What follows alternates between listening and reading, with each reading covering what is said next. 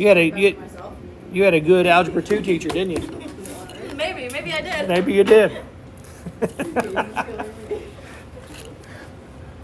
That's one of the benefits when you teach statistics and you teach Algebra 2 and the ACT is, you know, you take it after my portion of the Algebra 2 when I teach probability. It does help. All right, so here we go. Today's lesson, we're going through in section 5.3, conditional probabilities. The probability that one event happens given that another event is already known to have happened is called conditional probability.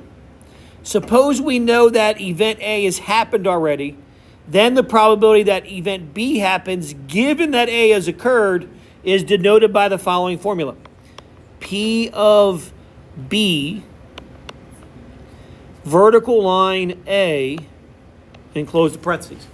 The vertical line there stands for given. I'm going to scroll up there. So P of B, vertical line A, that vertical line stands given. That's what it stands for. So whatever we see as an event after the vertical line lets us know that has already occurred. And so we're trying to figure out what's the probability of the first thing occurring given this already thing happened is what we're trying to do.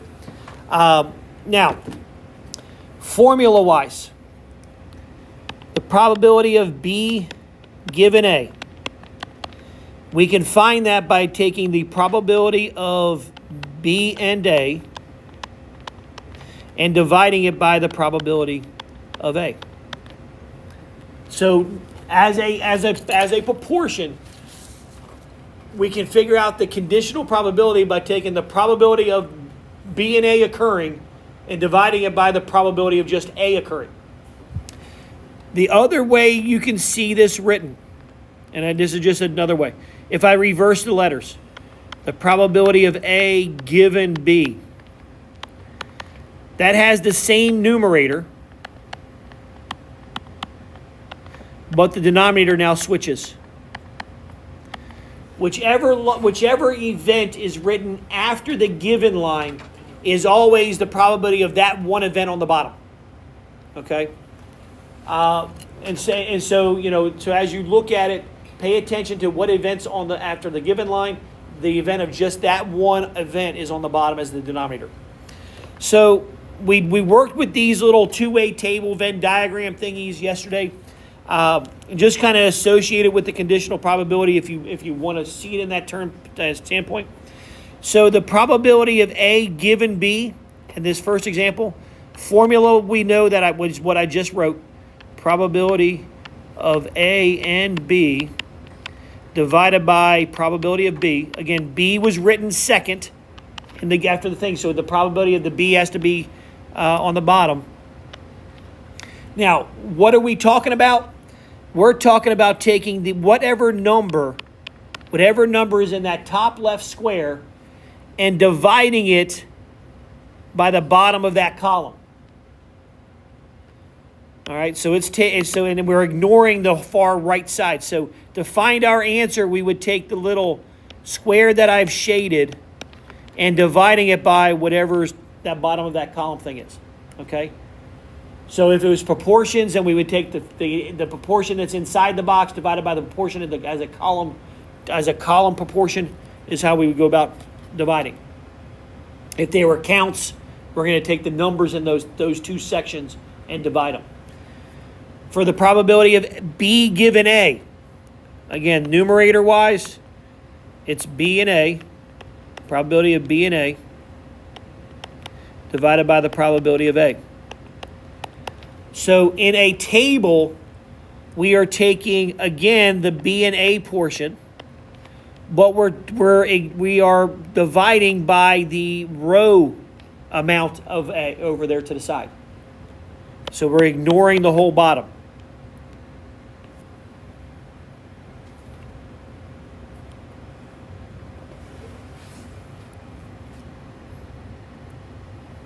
For the probability of A complement given B has already occurred, that would be the probability of A complement and B divided by the probability of B. So what boxes am I paying attention to? A complement and B is this bottom one right there. Let me use my shading. That would be that bottom one right there. So I'm using this. Come on, pen. That's this zone right here. That's B. That's A complement B. And then I'm doing the B total. So that's that bottom thing there. So I'm ignoring the top. I'm ignoring the top row.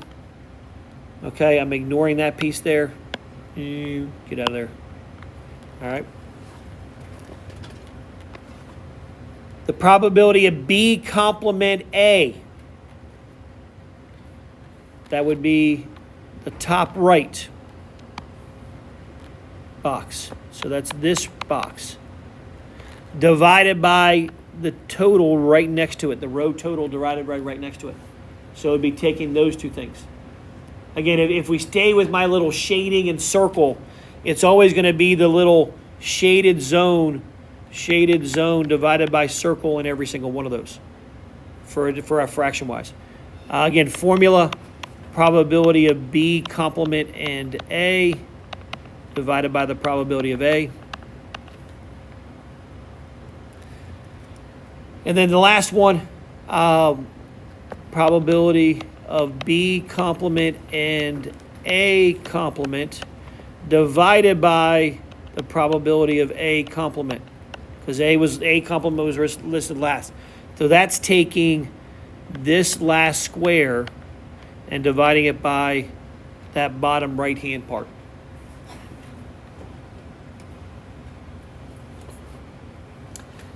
Now, those sections could be numbers. They could also be proportions where they're just decimals. Just depends on how they present the information to us. This first example they give us here to work with as a table, it's all in total counts. So we're going to have to take the numbers that are in each of those locations and do the physical math ourselves. So for the first one, probability of L. They tell us that L is a grade lower than a B. Grade lower than a B. That's that column right there. Well, there were 3,656 grades lower than a B over a total of 10,000 people. And then I do the math. When I take that to a calculator, do we get 3.3656?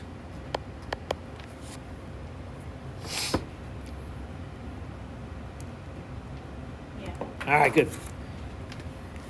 All right, on the next one, this is now, again, that wasn't a conditional probability. It was just flat out probability is what that one was. Now we start seeing the vertical lines. And so this one I'm going to take a little bit slower.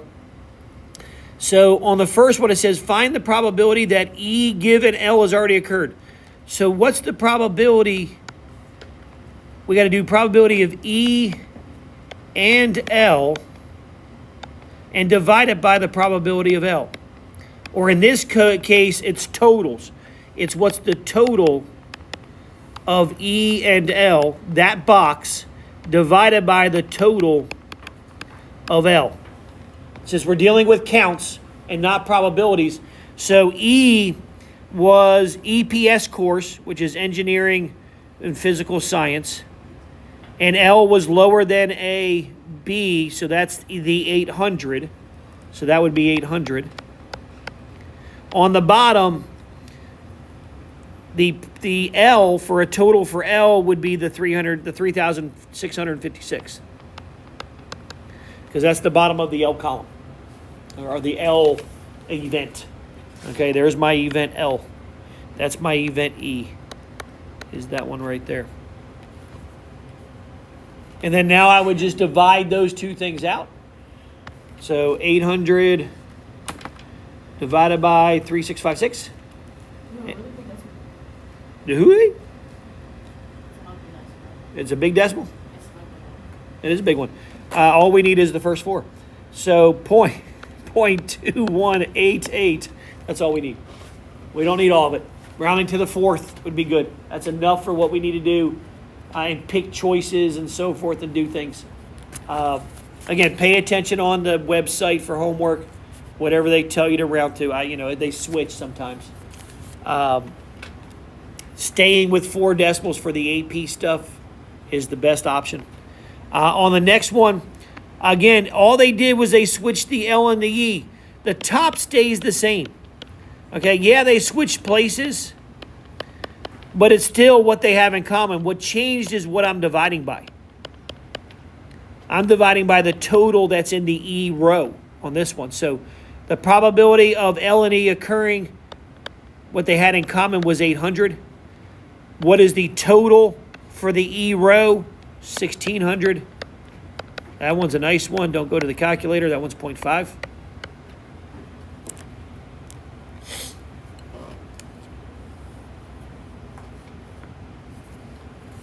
I like writing this little statement right here because it helps me memorize the process and the formulas as we're doing things. And there are times when I notice that they're giving me counts, and I'll write the statements like I did in those fractions just to try to help keep that in mind and keep everything tracked.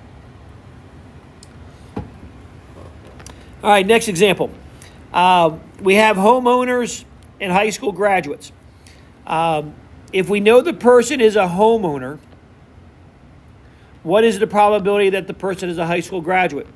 Well, as a statement, what's the probability? They said they are given they are a homeowner. So technically, the homeowner is listed second after the given line. Given they are a homeowner, what's the probability they are a high school grad? So HSG, high school grad.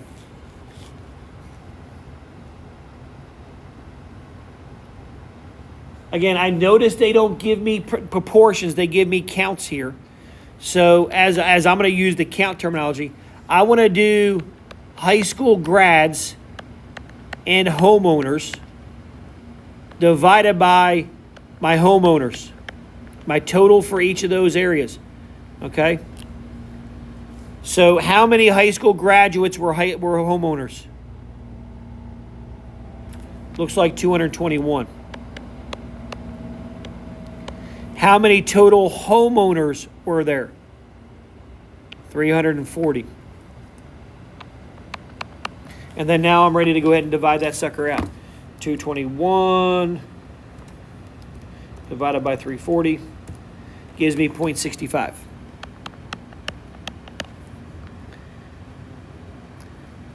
Example number 2 says if we know that a person is a high school grad, what is the probability they own a home? So here they reversed the thing. They said, given that they're a high school grad, what's the probability they're a homeowner? So again, the top is still the same. It's still high school grads and homeowners, just in different orders. The bottom is I'm looking for my total high school grad. That's what changed. I'm dividing by something different. So I know the top is still 221. Now I look for the total for high school grads, and they say it's 310.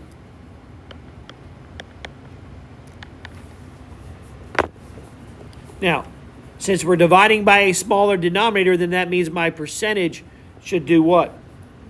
Should increase. So we should see a bigger answer here than what we had on the previous one.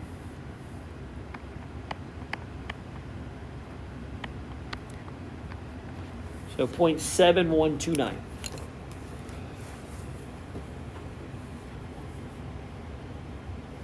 So one subs or side question they could ask, is there a tremendous difference between, being able to be a high school grad and owning a home, or owning a home and being a high school grad? Well, there's only a 6% difference. There's not that big of a difference, in that aspect. They can also start asking other things of, high school grad and non-homeowner, or a non-high school grad and a homeowner. So then we talk about, hey, is there a big discrepancy between being a high school grad and a non-homeowner? Okay, so independence. Two events A and B are independent if the occurrence of one event has no effect on the chance that the other event will happen. In other words, events A and B are independent if the conditional probability of A given B is equal to P of A. So we know the events are independent. A and B is if I take the probability of the conditional probability of A given B has occurred, if that works out to be just the probability of A, is what that's telling me. Okay? We know they're independent. We're going to use that. I put an asterisk. We have to use that as a justification test in a problem coming up, and that's what they usually ask us to do quite often on a multiple choice problem. Occasionally, they could ask us on a free response as a subpart. So we just think about just in general what that means. We have a big dance, and this problem was coming up on November 1st. Katie has a crush on John. John has a crush on Freya. Freya has no clue who John is. Okay? Doesn't know who John is. Now, if, conditional probability, if John goes to the dance, will it affect Katie's choice? Yeah, because why? Katie likes John. So if she knows John's going to dance, Katie's going to go to the dance. If John's not going to dance, she's like, well, you know what? Hey, he's not going, I'm not going to go. Okay, so it's going to affect her choice. So in this case, we would say yes, it affects her choice. Yes, affects her choice. So these are not independent. They are technically dependent. Her choice on going to the dance could be affected whether or not he goes. Now, should it in real life? No. Who gives a credit about John? You go to the dance and be there with your friends, not just because John's there. Okay? Now, if John goes to the dance, will it affect Freya's choice to go? I agree. Absolutely not. Nope. Because she's got no clue on who he is. Okay? So in this case, that is an independent event. Her choice whether to go or not is independent. It's she's going to choose to go or not. And really, whether John's going, she could care less. Okay?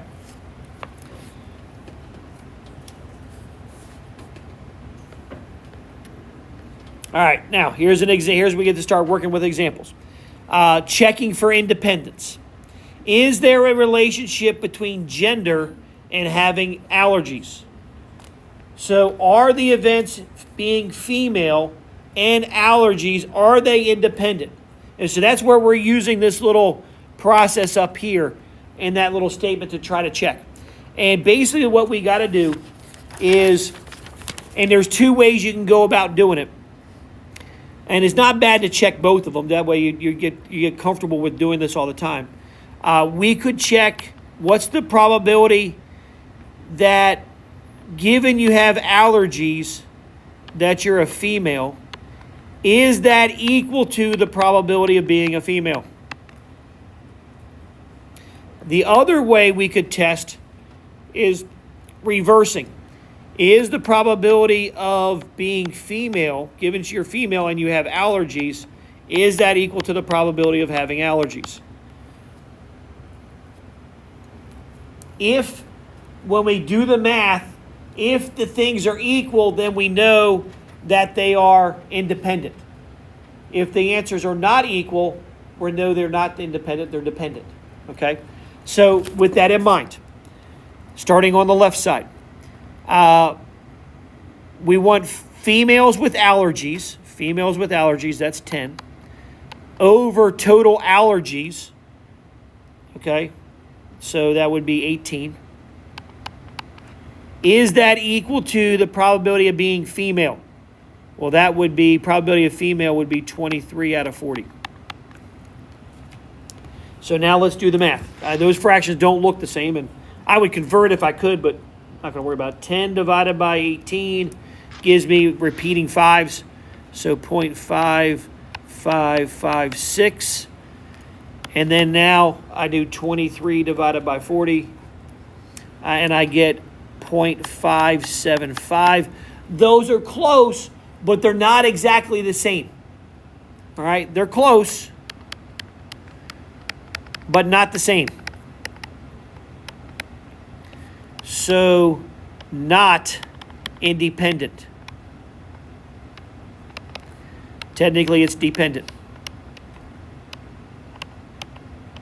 Again, all they're asking for us is are they independent? Since those two numbers are not equal, they're not independent. And that's what we typically want to say. Hey, these are not independent because the probability of the conditional doesn't equal the probability of the other. Now, on the other case, if we tried the other way, probability you have allergies given female, that is 10 out of 23. Probability you have allergies, 18 out of 40. Now we get to do the math on that one. 10 divided by 23. And I get 0.4348. Trying to decide what is that in relationship to 18 divided by 40 to get 0.45. Again, same thing, close,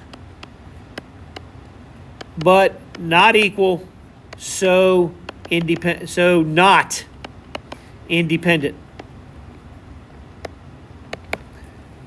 So doing that process, one of those, and it's not a bad idea to do both, okay? Doing that process is how we check to decide if two events are independent statistically. Okay, not just common sense-wise, statistically, mathematically, how do we do it? Bless you, squared, cubed almost. Two different people. It was like catching. Mackenzie, I was waiting for yours. So, all right. We're going to see another case coming up where we got to do this kind of stuff too. All right. Are the events male and left-handed independent? So we'll let you go through here. So again, they broke it down in two ways. We're just trying to decide, are the two answers equal? So when we look at left-handed males, so left-handed males is 3 over total males is 23. So 3 divided by 23 is 1304, so 0.1304. Then now I go through probability of being left-handed would be 7 out of 50. So 7 out of 50. And that 7 divided by 50 is 0.14. Again, probability of left given male is not equal to the probability of left, therefore not independent.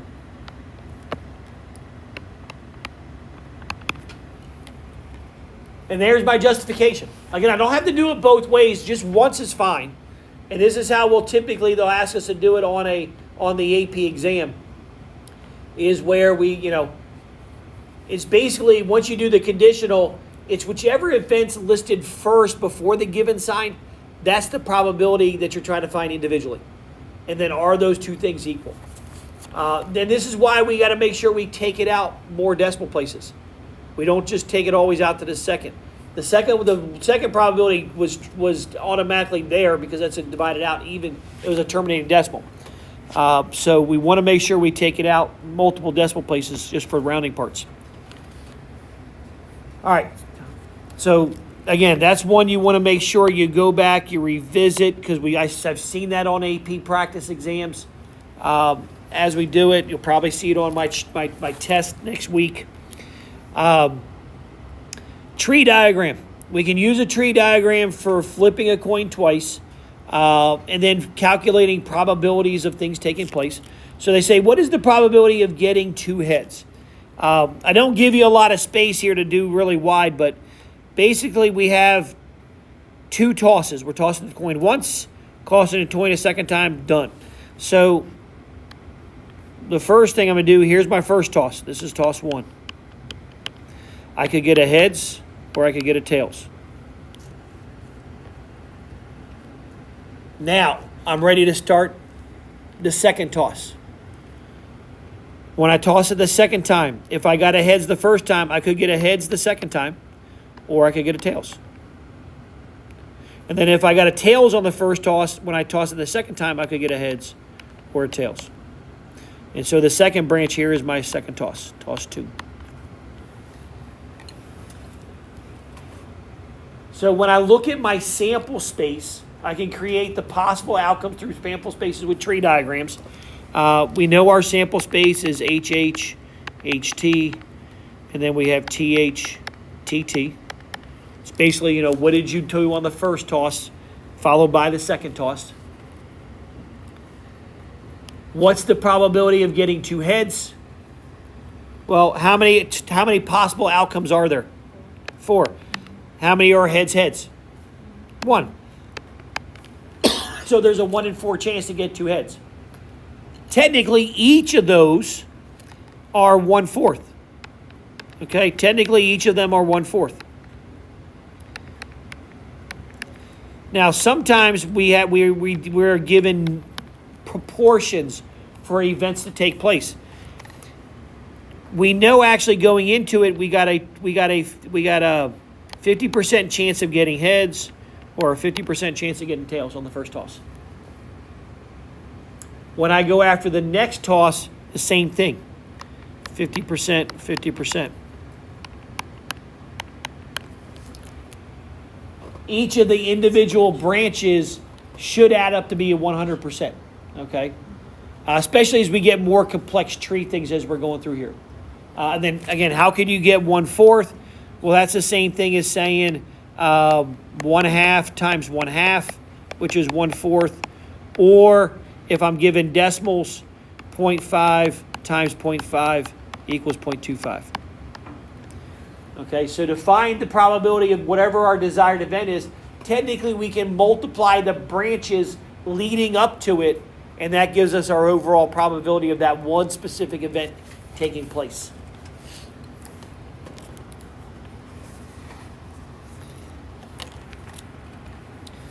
We get to do some sort of complex tree diagrams here in a bit.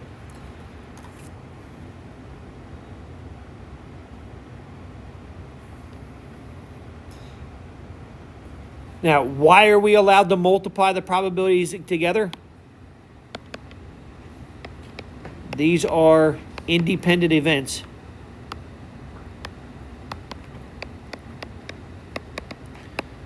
So we can multiply probabilities together.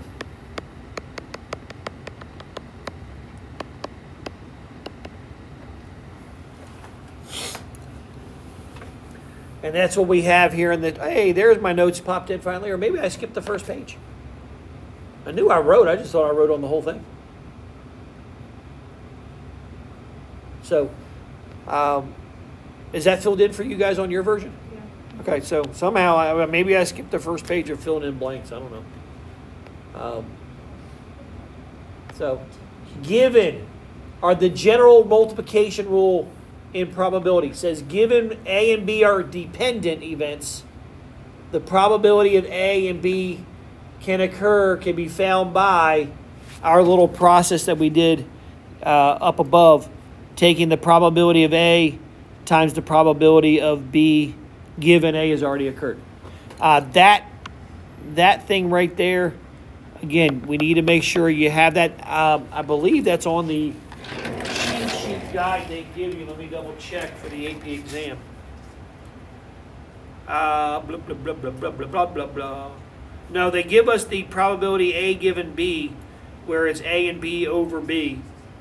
They give us the addition rule, and that's it. So that's one of those ones that you want to make sure you, not only as we take our test next week, but as we prep for the AP exam, we need to make sure we kind of burn that into our mind the test for the independence and so forth with this stuff.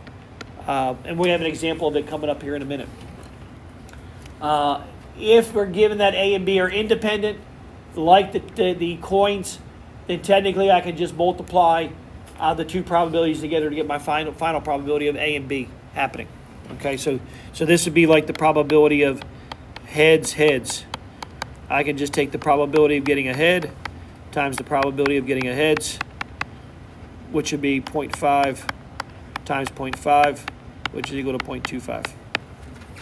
So that's what that one was an example of. Okay? And we'll get an example of the first one here in a little bit.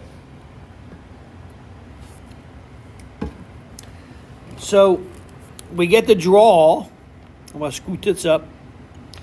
We get to do a tree diagram, and suppose 18 out of 40 students have had allergies. Draw a tree diagram illustrating choosing 2 students. So this is kind of like our flipping coin situation. Okay, you either have allergies or you don't have allergies. And they told us how many kids had allergies. And we're doing 2 draws. So our branch diagram is kind of look like the same thing we did with the coins.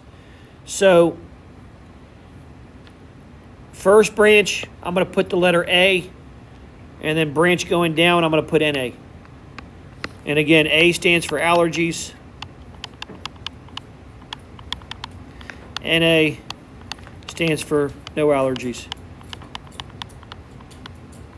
Again, if you're going to abbreviate in any form or fashion as you do diagrams, give a key.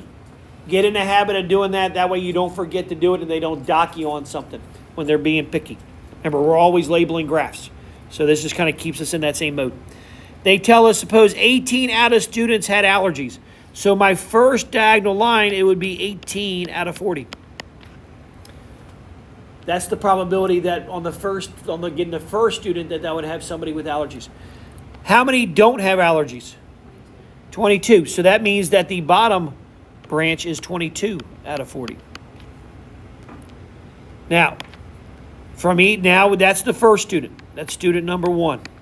Now I go to do student number 2. So I have 2 branches as I go to pick student number 2. This is student 2. This is the second one. I could get a student with allergies, or I could have gotten a student on the second choice that did not have allergies. On the next one, again, same thing. If I got a student with no allergies first, I could get a student with allergies, or I could have gotten another student again with no allergies, is what could have happened. Now, here's where we got, as we look at this second event. If I got a student that had allergies first in my first student that I got, how many total students do I have now to choose from? All right, I have 17 with allergies out of how many total? Yeah, 39. We're assuming we've already gotten on the first try a student with allergy. So the total number of students with allergies decreases and the total students decrease. Now, my denominator would still be the same on the no allergies, 39. But now, 17 plus what makes 39? Should be 22. Okay? Sorry. Hold on a second. I think I goofed up. Let me look at my notes. No, it should be 22. I just wrote my notes down wrong. Sorry. Should be 22. Because again, these 2 fractions, when we look at our proportions for that top branch here, for this top branch here, that's got to be 100. It's got to be 39 over 39 when you add the 2 numerators. Okay? So, on the next one, going down to the bottom, I'm going to start with the bottom one. If I got somebody that had no allergies on the first pick, getting no allergies again, there would be 21 kids with no allergies out of the 39 that are left. And then for the allergies, it would be 18 out of 39. And again, 18 and 21 make 39.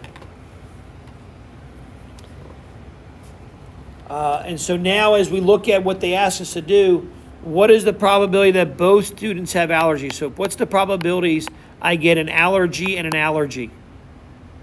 So that would be the top row.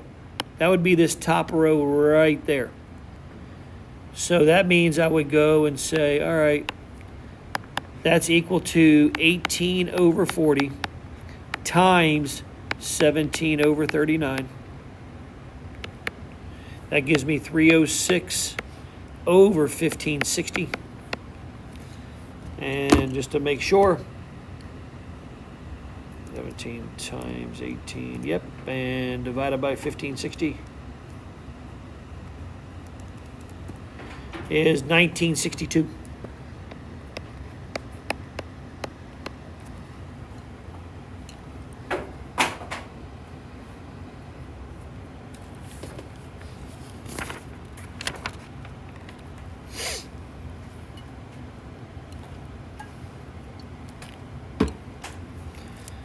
All right, scooching up. Another example.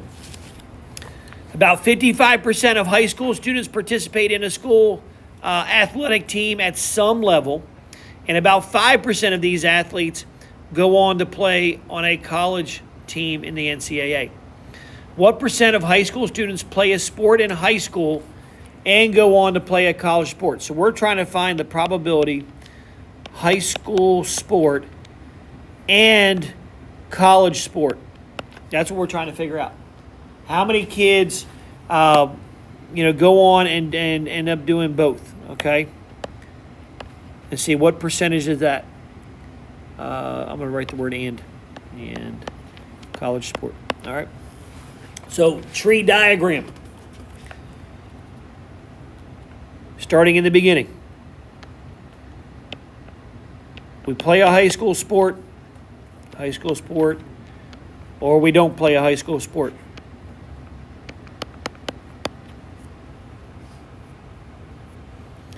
We got a 55% of the high schoolers play high school sports. What percent don't? Yeah, 45. Now, technically, we're supposed to do 2 branches off here, but we don't have to label all of them, because all we're concerned about is who played high school sport and college sport. So as I do the top sport, we have college sport and then no college sport. There's a 5% chance that a kid who plays high school sports, or 5% of the athletes go on to play college, and that means 95% don't. Now, they don't give us any other data for us to fill out the bottom thing, and that's why we got to stop. They don't give us data of how many kids actually didn't play a high school sport but went on and played a college sport. Okay, they don't give us any of that information, so that's why we're leaving that bottom branch unfilled. So now, what we want to figure out, we're trying to figure out this top branch right here. So to find the probability that they played a high school sport and a college sport, we get to go through and just take 0.55 times it by 0.05, and that gives us something like 0.0275. So there's a 2.75% chance that kids who play college sports play, when you get somebody, they play college and high school sports. Okay? They played both. And that's how we'll go about finding that one.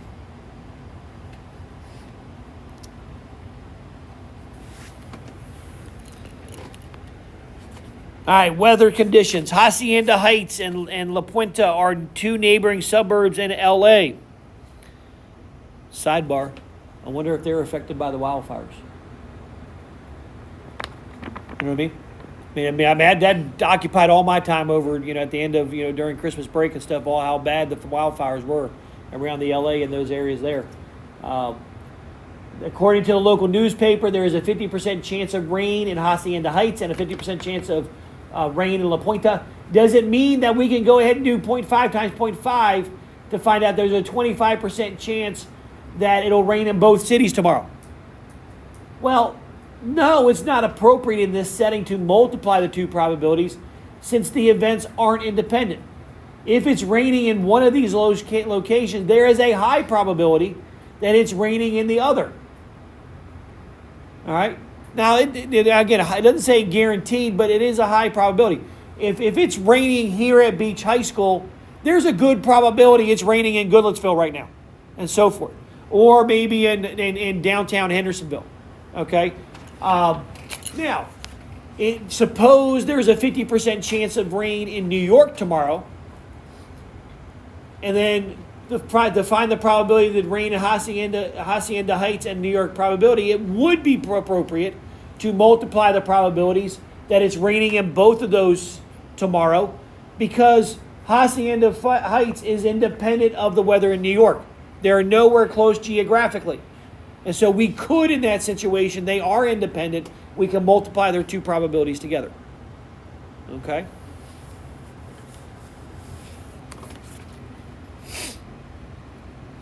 Media usage and good grades. Here's an example. In January of 2010, the Kaiser Family Foundation released a study about the influence of media in lives of young people aged 8 to 18. In the study, 17% of the youth were classified as light media users. 62% were classified as moderate users. 21% were classified as heavy users. Of the light users who responded, 74% described their grades as good, A's and B's, while 68% of the moderate users just had A's and B's. 52% of the heavy users described their grades as good. According to this study, what percent of young people ages 8 to 18 describe their ages as good? So just in general, what percent? Remember, probability is percent. Okay? So just because we're finding, hey, the probability of this thing occurring, it's also the percent of it occurring. So here's what we know. We know the following probabilities from what they give us. Probability of being a light user, 0.17. When we write these things down, remember, we need to put them as proportions, not percentages, because we got to do calculations with them. All right, so go ahead and convert them over in your mind to like 0.17 and so forth. Probability of a moderate user, 0.62. Probability of a heavy user, 21%, so 0.21. So I grabbed those numbers from up here. Now, here's where it gets a little bit more challenging. We got some conditional probabilities where they're throwing in, some other stuff here, but actually these numbers they give us are the conditional probabilities. So the probability it was a light user, given they were a light user and had good grades, that's the first one here, so 0.74. Whoops, 74. The probability they were a moderate user and said they had good grades was 0.68. And the probability they were a heavy user and had good grades was 0.52. So that second set of percentages were conditional probabilities. We want to find the probability of all the good grades. Who said they had good grades? And I'm going to do a tree diagram. You can do a two-way table if you want. I'm going to do a tree diagram. Now this one gets kind of yucky. I wish I gave you more space. I'm going to go off to the side here. I need to adjust my template on this one. And I'm going to go vertically down. So I'm going to start off first going vertically down. And this is basically going to be heavy user, moderate user, light user. That's how I'm going to label. Now, taking the probabilities for each one. It was 0.21 for a heavy user, 0.62 for a moderate, and then 0.17 for a light user. So I'm going to go ahead and label their branches. Now, from each one of those users, they either said they had good grades or not. So there's two branches from each one. We have GG for good grades, and we have NG for not good, okay? So whatever you want to use for your thing there. NG, GG. NG, GG. I should have made, I'm going to make my branches longer. That way I can squeeze numbers on them. I apologize. Some of you may have did that. I went out here to get more space. There we go. That's better space. NG, GG, NG, GG, NG, GG. All right, so they tell me that the probability that heavy user and good grades was 0.52. So that's that right-hand branch that I drew. Now, for the not good grades, I can go ahead and put 0.48 over here. Because again, those two branches for heavy users got to add up to be 1.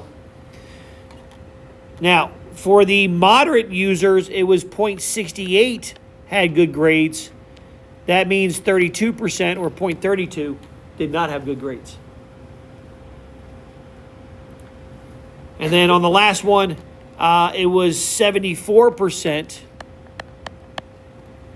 And then that would have given us 26% or 0.70 to 0.26 for not good. Again, these were kids that classified their grades as good being A or B. Now, this is where we see school districts when we think about cell phone policies inside of the classroom.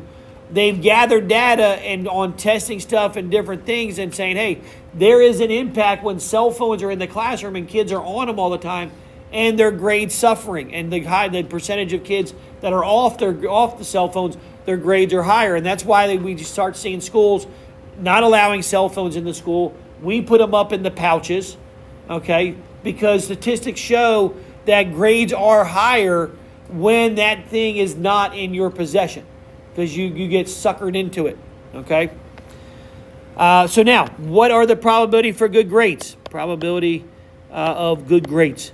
So that means I got to take, and I'm going to highlight in orange, I got to do this one, and that one. Those 3 branches.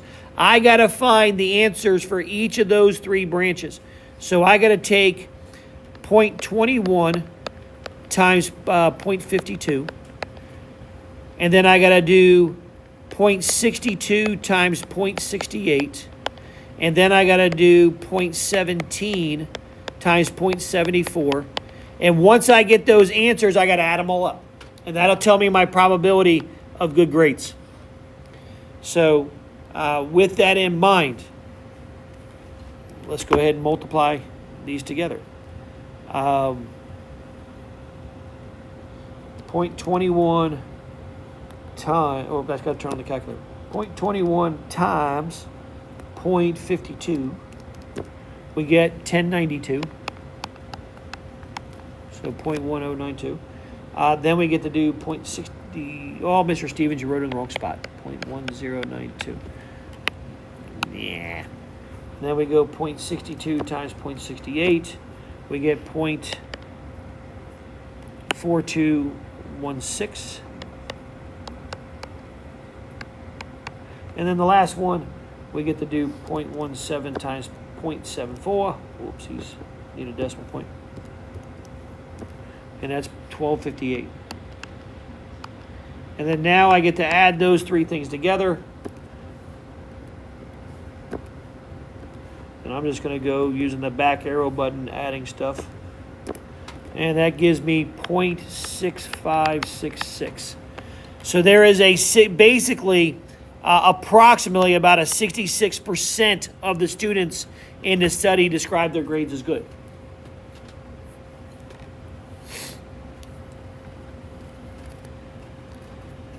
That's what we can go ahead and conclude. Our do step, when we look at our state plan, do conclude. That's our do step, is drawing that diagram, doing the stuff in the math. That's our do step. Does anybody need my pretty tree diagram? Okay. All right, scooching over here. The first trimester screen is a non-invasive test given during the first trimester of pregnancy, determine if there is specific chromosomal abnormality or whatever it is. Who cares? Thanks. In the fetus, according to studies published in the New England Journal of Medicine in 2005, approximately 5% of normal pregnancies will receive a positive result. Among 100 women with normal pregnancies, what is the probability that there will be at least one positive? Okay, now, notice they said 100 women. That's a really stinking big tree diagram. Okay, that's like taking chalk to the parking lot kind of a diagram. You know, doing it on a board or doing it on a piece of paper, way too tough. So you need like big surface to do it on. All right, but we're not going to do a big tree diagram for this one. We're going to be smarter. We're going to work smarter, not harder. So we're going to find out what is the probability at least one received a positive result. That's what our statement is. If 100 people or women were normal pregnancies are tested with that screening, what is the probability at least one woman will receive a positive result? That's our statement phase. Eventually, we got to fill that in from scratch. Okay, we got to come up with that. The plan, it is reasonable to assume that the test results for different women are independent. To define probability of at least one false positive, we can use the complement rule and the probability that none of the women will receive a positive test. Now, the reason why we can do that, okay, we can use the complement rule as we look at it. If I do a brief tree diagram, tested positive, tested negative, tested positive, tested negative. And then if we keep going off of the negative one, again, we're looking for a false positive and stuff. So with that in mind, if I can go through with my tree diagram, all these examples up above here, all those examples up there, there's a false positive that's occurred. Okay? Now, if I can go through and figure out what's the probability of this bottom branch that none of the women test positive, I can subtract that from 1 to find out the probability that at least one tests positive. Okay? And so that's why we're using the complement rule. Is if I can do 1 minus the probability that none test positive. And that will be a faster way to find out what the probability is. Because again, they're asking me to figure out the probability that at least one. And when you're dealing with a big sample size, it's a lot easier to use a complement rule. Because otherwise, mathematically, we got 99 different branches we got to take out, multiply, add together, and then subtract it from 1, which doesn't make sense. Or add together. We just got to add them together. So let's put down what we know. We know that the possibility of being positive is 5%. So what's the probability of being negative? 95%. All right, that's what we know from what they tell us. Now, knowing that one woman is independent from another woman, we can multiply probabilities together. So on my tree diagram, we could take 0.95 times 0.95 times 0.95 as I draw my tree down here. I could keep multiplying those together. So what's the probability that all 100 are negative? Well, I can just take my probability of 0.95 and raise it to the 100th power. Because that's basically what it is. That one bottom branch, when I go to do the math to figure out what is the probability of that little branch, it's taking 9.95 and multiplying itself 95 or 100 times. So when we have to do a percentage repeated over and over again, how many times are we repeating it? Raise it to that power. Makes it go a lot quicker. Okay? Because I don't want to type in 0.95 times itself 100 times. Okay? So, in the calculator, 0.95 raised to the 100 power gives me, big long decimal, gives me 0.0059205292. Remember, when do we round? After the last calculation. Are we done? No, because we still have to now take and do 1 minus that answer. 1 minus 0.0059205292. And when I take that answer and on the calculator, I'm just going to do 1 minus second negative sign to take the last answer. Make it quicker for me. So that gives me 0.994079, blah, blah, blah, 4708. So there is over a 99% chance or technically 99.41% or 4. Well, it's actually not above 0.41, but above a 99.4%. Because technically 0.407 is less than 0.41. So that's where they're when we look at some of this note stuff, they kind of chump off and just round down to 99 because we're saying it's over that amount. So there's a 99% chance that at least one of the under women with normal pregnancies will receive a positive on the first trimester screen. Remind me to talk about that here in a minute, all right, when we're done this. Now, here's a recap. Calculating conditional probabilities. Remember, this formula is on the test. It'll be on your diagram. Not all of them are. Probability of A and B. Probability of A given B is the probability of A and B divided by the probability of B. Whichever event is listed second after the given line, that event is on the bottom. We also reviewed up above, if we have events that are dependent, to find the probability of A and B. If they are dependent, we can take the probability of B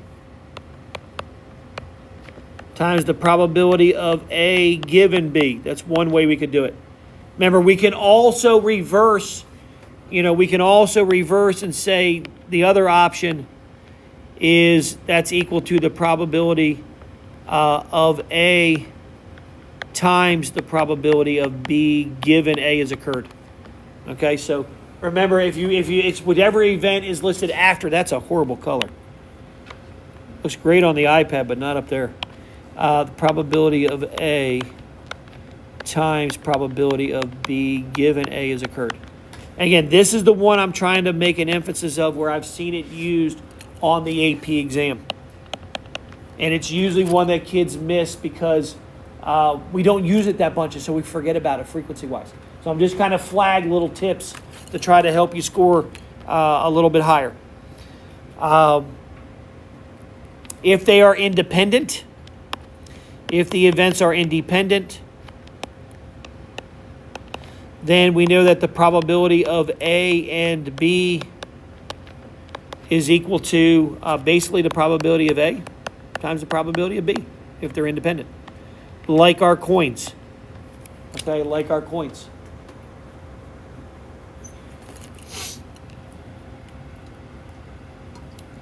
Our testing for the pregnant women, they were independent. That's why we were able to multiply each time. When we were doing the grades, the good grades and the heavy users and so forth, or maybe not, what was the one before that? I guess it would be a couple ago. There we go. No, not that one. The allergies. The allergies, that wasn't a independent situation because it was dependent because it was dependent on, we did multiply, but it was one of those, one of the ones where we said it was dependent because it depended how I got the first person.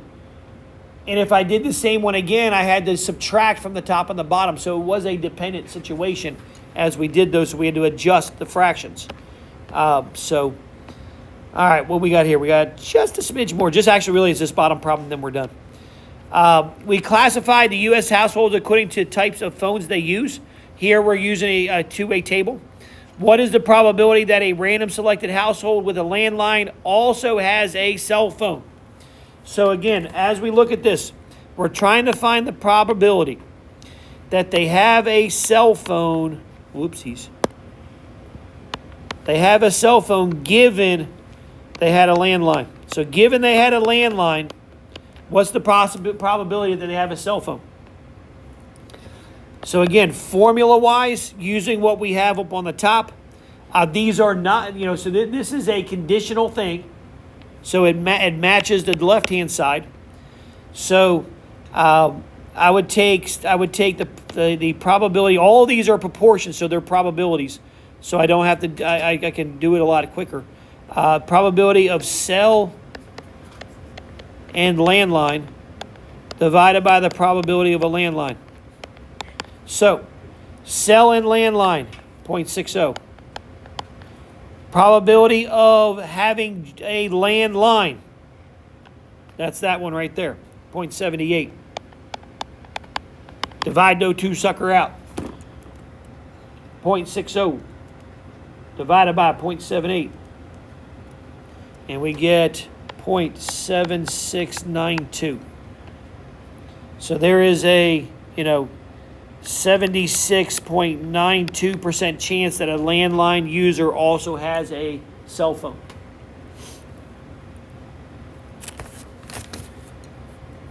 Again, the other examples down there, if you want to try it or not, it's a little bit more complicated setting up the tree diagram. I think when I set it up, I kind of set it up like this, where you use, you don't use, and then we have our positive test, a negative test, as we're looking for false positives and so forth. So I think I set mine up like this. And then I went through and said, okay, 4% of the people use employees, 96% don't. Then it was the tests are 90% false. A false negative would be 10%, so 90% there and 10% and 90%. So I think that's how I set it up there. And then you could go about answering the question if you wanted to. So what a percentage of people test positive actually use illegal drugs. Okay? So what should be that top branch there. So